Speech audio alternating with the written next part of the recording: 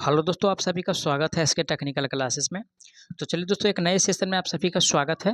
और दोस्तों आज का जो क्लास होगा दोस्तों टेक्निकल का क्लास होगा। ठीक है, टेक्निकल का आज क्लास होगा। और इससे पिछला वाला वीडियो अगर आप लोग नहीं देखे हैं तो प्लेलिस्ट में जा करके चेक कर लीजिए। वहाँ से कंप्यूटर का भी वीडियो नंबर बाय मिल जाएगा, साथ ही साथ यानी कि टेक्निकल का भी वीडियो नंबर बाय मिल जाएगा। तो चलिए आज का सबसे पहला प्रश्न से स्टार्ट करते हैं। उससे पहले अगर आप लोग इस चैनल पर नए हैं तो चैनल को सब्सक्राइब करके वीडियो को जरूर शेयर कर दीजिएगा। पहला प्रश्न दिया है, ओम का नियम लागू किया जा सकता है। ठीक है, यानी कि ओम का जो नियम होता है किस किस पे यानी कि लागू हम कर सकते हैं। ए में कह रहा है कि जीना डायोड पे। ठीक है, बी में कह रहा है कि ट्रांसफार्मर पर, सी में कह रहा है कि दिष्टकारी पर, और चार में जो कह रहा है दोस्तों वो प्रतिरोध पर, है ना। तो किस पे ये दोस्तों यानी कि ओम का नियम लागू होता है। तो सबसे पहले यानी कि आर बराबर क्या होता है, तो भी बटा यानी कि आई होता है। ठीक है, ये फॉर्मूला कहाँ से निकल के आता है, तो सबसे पहले यानी कि यहाँ से निकल के आता है, V equal to I R से। ठीक है, V equal to I R से, यानी कि जो ओम का जो नियम है, ठीक है ना, यहाँ से निकल के आता है कि ये जो ओम का जो नियम जो लागू होता है दोस्तों रेसिस्टेंस पे लागू होता है। किस पे लागू होता है, रेसिस्टेंस पे लागू होता है। तो इस प्रकार का प्रश्न आप लोग एग्जाम में पूछा जाएगा। तो आप लोग जो है अच्छा से रिवाइज करके जाइएगा ताकि BSPSCL में काफ़ी अच्छा स्कोर आ सके। तो राइट आंसर जो होगा दोस्तों प्रतिरोध पर लागू होता है, जो कि ऑप्शन डी में दिया है प्रतिरोध। करेक्ट आंसर की अगर बात किया जाए तो ऑप्शन इसका डी सही हो जाएगा। अगला प्रश्न पे चलेंगे, अगला प्रश्न पे बात करते हैं। अगला प्रश्न दिया हुआ है, निम्न में से कौन सी विद्युत आयरन में प्रयुक्त विद्युत रोधन सामग्री है। ठीक है, यानी कि इलेक्ट्रिक आयरन की बात कर रहा है। और इलेक्ट्रिक आयरन में हम किसका प्रयोग करते हैं, तो इलेक्ट्रिक आयरन की अगर बात किया जाएगा दोस्तों तो हम माइका का प्रयोग करते हैं। ठीक है, माइका का काम क्या है, तो इंसुलेशन प्रदान करना, यानी कि विद्युत रोधन प्रदान करना। ठीक है, ये एक प्रकार का विद्युत रोधी पदार्थ, इसे होकर यानी कि धारा का प्रवाह नहीं होता है। ठीक है ना, माइका से होकर धारा का प्रवाह नहीं होता है, ना प्लास्टिक से होकर धारा का प्रवाह होता है। लेकिन मेनली रूप से दोस्तों जो हम प्रयोग करते हैं, ठीक है, आयरन में जो प्रयोग किया जाता है वो माइका का ही प्रयोग करते हैं। और अब रही बात कि माइका ऑप्शन किस में दिया हुआ है, ऑप्शन पढ़ेंगे। ऑप्शन ए में जो दिया हुआ है वो सिलिका दिया हुआ है। तो सिलिका क्या होता है, तो सिलिका जो होता है दोस्तों, ठीक है, यानी कि सिलिका जेल जो ट्रांसफार्मर यानी कि ऑयल ट्रांसफार्मर जो होता है, ठीक है, उसके यानी कि कंजर्वेटर में सिलिका जेल को यानी कि भरा जाता है। ठीक है ना, सिलिका जेल जो दोस्तों मेनली इसका जो कार्य है, ठीक है, यानी कि सिलिका जेल का जो कार्य रहता है यानी कि नमी को अवशोषित करना। ठीक है ना, यानी कि वाइंडिंग के अंदर तेल के अंदर नमी न प्रवेश करे, उससे सुरक्षा प्रदान करने के लिए हम सिलिका जेल का प्रयोग करते हैं। ठीक है ना। अब रही बात सब प्योर जो होता है यानी कि बिना नमी सोखे हुए सिलिका जेल के रंग की अगर बात किया जाए तो ब्लू होता है। ठीक है ना, और कुछ देर के बाद जो है अगर नमी सूख लेता है तो उसके बाद जो उसका कलर चेंज हो जाता है वो गुलाबी हो जाता है। ठीक है ना, तो ये सब ध्यान में रखिएगा, इस प्रकार का प्रश्न आप लोगों को एग्जाम में पूछा जाएगा। तो माइका जो दिया हुआ है ऑप्शन 4 में दिया है, राइट आंसर की बात किया जाएगा तो ऑप्शन इसका 4 सही हो जाएगा। ठीक है, अगला प्रश्न पे चलेंगे। अगला प्रश्न दिया हुआ है, सौर ऊर्जा का सिद्धांत किस पर है। ठीक है, यानी कि सौर से जो ऊर्जा प्राप्त होता है वो किसके यानी कि सिद्धांत पे यानी कि वर्क करता है, यानी कि सौर ऊर्जा की बात कर रहा है। और सौर ऊर्जा जो से जो ऊर्जा प्राप्त होता है, यानी कि सौर से जो ऊर्जा प्राप्त होता है वो फोटोवोल्टाइक प्रभाव होता है।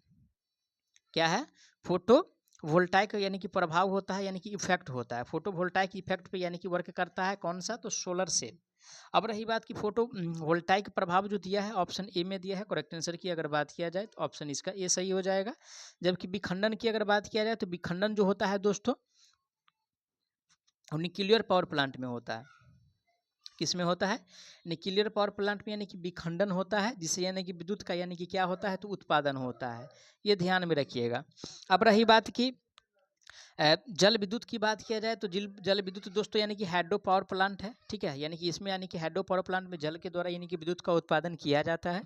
तो करेक्ट आंसर जो होगा इसका ऑप्शन ए सही हो जाएगा। ठीक है, चलिए अगला प्रश्न पे चलते हैं। अगला प्रश्न दिया है, किसी मोटर द्वारा ली गई धारा उसके टर्मिनल पर आरोपित डैश एवं एस्टेटर की प्रतिबाधा द्वारा निर्धारित की जाती है। तो यानी कि जो आरोपित जो होता है दोस्तों उसके टर्मिनल पर, ठीक है, और टर्मिनल पर जो आरोपित होता है वो वोल्टेज होता है। क्या होता है, तो वोल्टेज आरोपित होता है, उसके हिसाब से हम यानी कि प्रतिबाधा को क्या करते हैं, तो निर्धारित यानी कि करते हैं। अब रही बात की बल की बात किया जाए, ठीक है, तो कार्य का यूनिट क्या होता है, तो बल होता है। धारा की अगर बात किया जाए, ठीक है। तो यानी कि धारा का जो यूनिट होता है क्या होता है, तो एम्पियर होता है। क्या होता है, एम्पियर होता है। ठीक है। अब रही बात की शक्ति है, तो शक्ति किसका यूनिट है, तो वाट का है। ठीक है। उसके बाद वोल्टेज की बात किया जाए तो ईएमएफ आप लोग जानते ही हैं। अब रही बात कि इसमें जो है कि इस यानी कि टर्मिनल पर जो आरोपित होता है वो वोल्टेज एवं स्टेटर की प्रतिबाधा द्वारा ही निर्धारित की जाती है, जो कि वोल्टेज ऑप्शन में जो दिया हुआ है वो 4 में दिया है। तो करेक्ट आंसर जो होगा ऑप्शन इसका 4 सही हो जाएगा। ठीक है। अगला प्रश्न पे चलेंगे। अगला प्रश्न दिया है, निम्न में से कौन सा मोटर मीटर का आवश्यक नाम नहीं है। ऑप्शन ए में जो कह रहा है कि परिचालन अघूर्ण प्रणाली, बी में कह रहा है कि रिवॉल्यूशन रजिस्टरिंग सिस्टम, 3 में कह रहा है ब्रेकिंग प्रणाली और डी में कह रहा है यानी कि प्रेरणात्मक पिकअप। तो इसमें से नहीं वाला हमको पहचानना है, और नहीं वाला जो दिया हुआ है दोस्तों ये होता है कि प्रेरणात्मक यानी कि पिकअप, ब्रेकिंग प्रणाली होता है, रिजोल्यूशन रजिस्टरिंग सिस्टम होता है और परिचालन अघूर्ण प्रणाली होता है। ये सब तो होता है, लेकिन जो नहीं होता है वो 4 में दिया है। करेक्ट आंसर इसका 4 सही हो जाएगा। अगला प्रश्न पे चलेंगे। अगला प्रश्न दिया हुआ है क्वेश्चंस में दिया है, किसी वृत्ताकार छिद्र को परिष्कृत, यानी कि परिष्कृत का मतलब क्या हुआ, उसे यानी कि पूरा साफ करने के लिए किस उपकरण का उपयोग किया जाता है। अगर रही बात की परिष्कृत की, तो परिष्कृत के लिए मेनली रूप से दोस्तों जो हम प्रयोग करते हैं वो अर्धगोलाकार का प्रयोग करते हैं। किसका, अर्धगोलाकार जो होता है, ठीक है ना, अर्धगोलाकार, ठीक है ना, अर्धगोलाकार यानी कि रेती जो होता है, ठीक है, इसके लिए हम इसका प्रयोग करते हैं ताकि वो पूरा से यानी कि साफ हो जाए, पूरा यानी कि सरफेस जो हो उसका यानी कि स्मूथ हो जाए। अब रही बात की जो अर्धगोलाकार जो दिया हुआ है वो बी में दिया है। करेक्ट आंसर की बात किया जाए तो ऑप्शन इसका 2 सही हो जाएगा। ठीक है। चलिए अगला प्रश्न दिया है, निम्न में से कौन सा एक निष्क्रिय घटक नहीं है। तो नहीं की बात कर रहा है, तो संधारित्र, प्रतिरोध और इंडक्टर। लेकिन ट्रांजिस्टर जो दिया हुआ है दोस्तों ये निष्क्रिय घटक नहीं है। ठीक है, ये एक प्रकार का ये सक्रिय घटक है। ट्रांजिस्टर की अगर बात किया जाएगा तो ये सक्रिय घटक है। ठीक है। तो राइट आंसर जो होगा ऑप्शन इसका यानी कि ये सही हो जाएगा। घटक की बात किया जाए तो एक निष्क्रिय घटक होता है, एक सक्रिय घटक होता है। सीधा सीधा बात यह है कि एक्टिव कंपोनेंट होता है और पैसिव कंपोनेंट होता है। ठीक है ना। एक्टिव कंपोनेंट की बात किया जाए या पैसिव कंपोनेंट की बात किया जाए तो ट्रांसफार्मर, ठीक है, ट्रांसफार्मर, इंडक्टर और यानी कि ट्रांसफार्मर यानी कि RLC, ठीक है, RLC के अलावा जितने भी डिवाइस है, चाहे यानी कि PNP, ठीक है, PNP या NPN, यानी कि कहने का मतलब सीधा सीधा हुआ कि जितना यानी कि अर्धचालक युक्ति के अंतर्गत आता है, ठीक है, वो एक्टिव एलिमेंट और पैसिव एलिमेंट जो होता है RLC इसमें यानी कि बट जाता है। ये ध्यान में रखिएगा।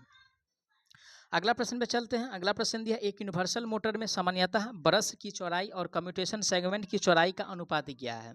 किसमें कह रहा है दोस्तों, यानी कि यूनिवर्सल मोटर में कह रहा है। और यूनिवर्सल मोटर की अगर बात किया जाए ब्रश की चौड़ाई और साथ ही साथ यानी कि कम्यूटेटर सेगमेंट की चौड़ाई की अगर बात किया जाए तो इसका जो अनुपात होता है 2 अनुपात यानी कि 1 में होता है। ठीक है ना, ये ध्यान में रखिएगा। ऑप्शन ए में दिया है 2 अनुपात 1, तो राइट आंसर जो होगा ऑप्शन इसका 1 सही हो जाएगा। ठीक है, ये लिख देते हैं, लेकिन 1 यानी कि ऑप्शन के हिसाब से यानी कि 1 करना होगा, तो राइट आंसर इसका 1 सही हो जाएगा। अगला प्रश्न दिया हुआ है, क्वेश्चंस में कह रहा है कि 3 फेज स्टार कनेक्शन मोटर में क्या होता है। स्टार कनेक्शन की बात कर रहा है तो ए में कह रहा है कि 3 हॉट वायर और 1 न्यूट्रल वायर, बी में कह रहा है 3 हॉट वायर, 1 न्यूट्रल वायर और 1 ग्राउंड वायर। ये बात तो सही, 1 हॉट वायर होगा, सॉरी 3 हॉट वायर का मतलब 3 गो फेज होगा, 1 गो न्यूट्रल होगा और 1 गो जो होगा ग्राउंड वायर होगा। ये 3 फेज स्टार कनेक्शन में ऐसा यानी कि देखने को मिलता है, तो राइट आंसर जो होगा दोस्तों ऑप्शन इसका 2 सही हो जाए, क्योंकि 2 में जो दिया हुआ है 3 हॉट वायर, 1 न्यूट्रल वायर और 1 ग्राउंड वायर दिया हुआ है। अगला प्रश्न पे चलेंगे। अगला प्रश्न दिया है कि स्टीम आयरन में प्रयुक्त हीटिंग एलिमेंट निम्नलिखित में से कौन सा है। यानी कि हीटिंग एलिमेंट की बात कर रहा है, और हीटिंग एलिमेंट के रूप में मेनली रूप से जो प्रयोग करते हैं दोस्तों नाइक्रोम का प्रयोग करते हैं। ऑप्शन पढ़ लेते हैं, अगर नाइक्रोम नहीं है तो क्या करना, टिक करना पड़ेगा। ए में कह रहा है माइका प्रेस टंगस्टन स्ट्रिप, तो माइका। बी में कह रहा है क्या, तो बी में जो कह रहा है दोस्तों वो है खुली टंगस्टन कॉइल, तो खुली टंगस्टन कॉइल का प्रयोग नहीं करते हैं, ना तांबे का कॉइल का प्रयोग करते हैं, सील टंगस्टन ट्यूब का भी प्रयोग नहीं करते हैं, लेकिन माइका प्रेस टंगस्टन स्ट्रिप का प्रयोग करते हैं, जो कि ऑप्शन 1 में दिया है। राइट आंसर की बात किया जाए तो ऑप्शन इसका 1 सही हो जाएगा। अगला प्रश्न पे चलेंगे। अगला प्रश्न दिया है कि स्टार टू स्टार ट्रांसफार्मर तब सही ढंग से कार्य करता है जब क्या है, यानी कि स्टार टू स्टार ट्रांसफार्मर कब कार्य करता है भाई? तो स्टार टू स्टार ट्रांसफार्मर जो काम करता है जब यानी कि लोड संतुलित हो, ठीक है। लोड अगर संतुलित हो तब ये काम करता है, ठीक है ना। अगर लोड असंतुलित हो तो स्टार टू स्टार ट्रांसफार्मर उसमें वर्क नहीं करेगा। तो लोड संतुलित हो ऑप्शन 2 में दिया है। करेक्ट आंसर की बात किया जाए तो ऑप्शन इसका 2 सही हो जाएगा, ठीक है ना। अगला प्रश्न दिया है सोल्डरिंग आयरन की बिट बनी होती है, ठीक है। यानी कि सोल्डरिंग आयरन का जो बिट बना होता है किससे बना होता है? तो सोल्डरिंग आयरन की अगर बात किया जाए तो इसका जो बिट बना होता है दोस्तों किसका बना होता है? तो कॉपर का बना होता है, ठीक है ना। किसका बना होता है? कॉपर का बना होता है। कॉपर जो दिया हुआ है किस में दिया है? तो तांबे जो दिया हुआ है ऑप्शन 2 में है। राइट आंसर की बात किया जाए तो ऑप्शन इसका 2 सही हो जाएगा। अगला प्रश्न पे चलते हैं, किसका प्रयोग वितरण प्रणाली में किया जाता है? तो वितरण प्रणाली की अगर बात किया जाए तो वितरण प्रणाली में मेनली रूप से जो दोस्तों हम प्रयोग करते हैं, ठीक है, वो 3 फेज होता है और साथ ही साथ उसके साथ एक वायर होता है जिसको यानी कि 3 फेज और 4 तार यानी कि प्रणाली कहा जाता है। ऐसा ऑप्शन किस में दिया है? तो ऐसा जो दिया हुआ है ऑप्शन 3 में दिया है। करेक्ट आंसर की बात किया जाए तो ऑप्शन इसका 3 सही हो जाएगा। मैं आशा करता हूँ आप लोग सारा प्रश्न को अच्छा से समझे होंगे। अगर कोई भी प्रश्न में किसी प्रकार का डाउट है तो प्लीज़ आप लोग उसके लिए कमेंट कीजिएगा, आपको जवाब बहुत जल्द मिलेगा। तो चलिए मिलते हैं एक नए सेशन में, तब तक के लिए जय हिंद।